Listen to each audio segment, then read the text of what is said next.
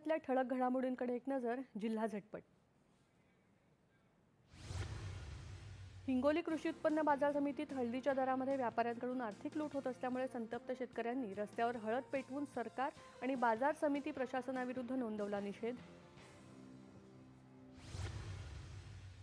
रायगडच्या कामोठे प्रभागात अनधिकृत फेरीवाल्यांवर अतिक्रमण विभागाकडून करण्यात आली धडक कारवाई.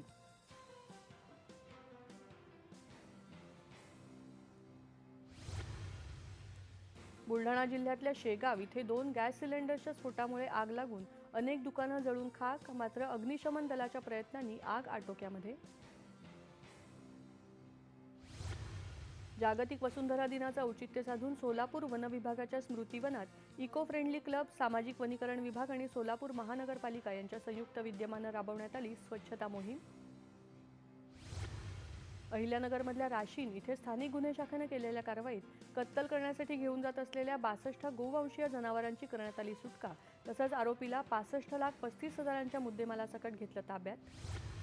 आणि रायगड जिल्ह्यातल्या कर्जत तालुक्यातल्या पळसदरी धरण परिसरात 18 वर्षांच्या तरुणाचा पाण्यात बुडून मृत्यू.